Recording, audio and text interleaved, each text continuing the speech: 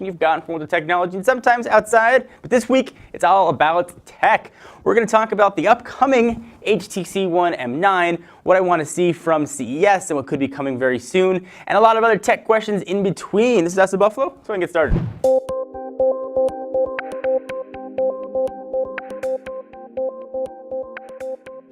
First question comes from Twitter at Person Singh asks, at John4Lakers, what do you want to see during CES 2015? Well, what I want to see is big product announcements start coming back, but I doubt we're going to see that like the old days. I would like to see trends in the industry that are actually going to be relatively useful.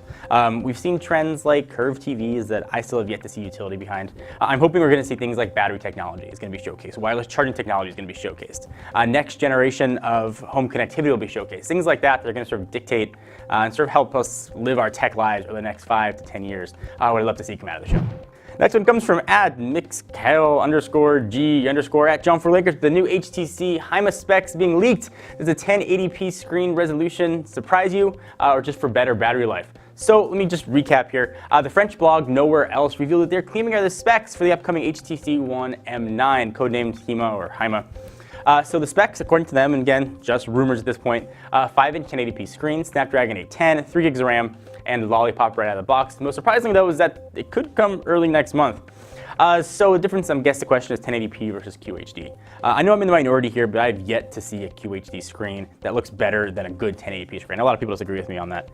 So it's not surprising, but certainly there are two schools of thought. And again, I know I'm in the minority on that. If you're looking at sort of the next generation specs phone, I think anything that's got a Snapdragon 810 can be sort of qualified at this point as next gen. You want next gen specs from top to bottom, and that includes QHD. Whether or not I personally see utility behind it, consumers are going to want that in a device. And I can understand that if I was buying a phone that was going to last me another 12, 18, 24 months, I would probably want that QHD screen in there.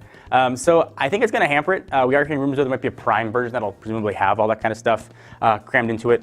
We don't know what HTC is going to do with the camera. If ultra pixels are going to stick around, if they're going to go just for a 12, 14, 16 megapixel shooter built right in. So we don't know a lot of things about this device coming.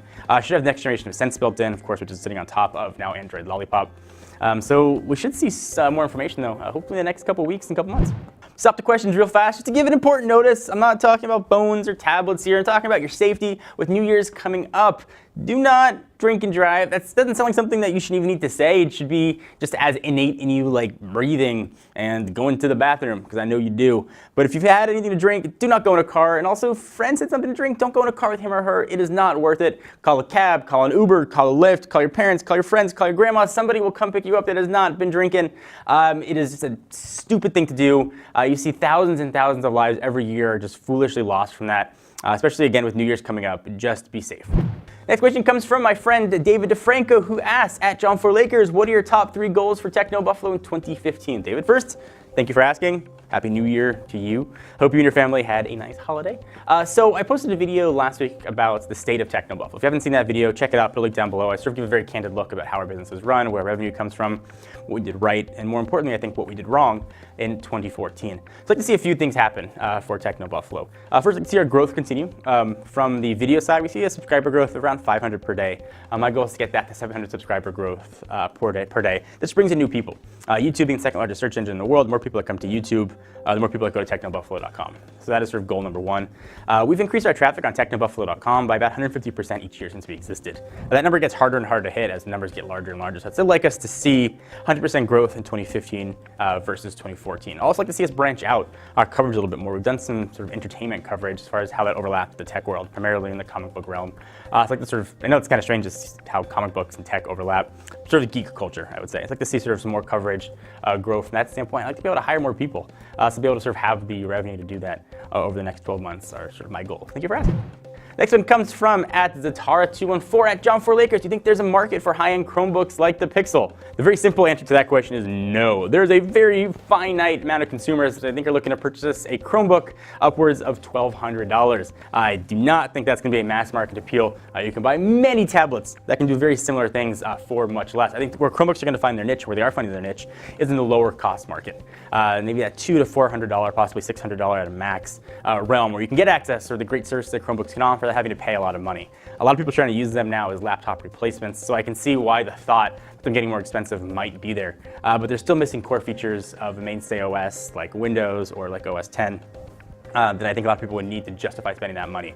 So nice screen aside, the Pixel definitely had a gorgeous screen. I do not see that getting any sort of mainstream penetration anytime soon. Thank you guys for watching. Hope you enjoyed. We're going to take a hiatus from HTC Buffalo for next week because we're going to be at CES covering all kinds of technologies. Of course, check us out for all that coverage coming up soon. Until next time, I'm John Renger from Techno Buffalo. See you guys next video.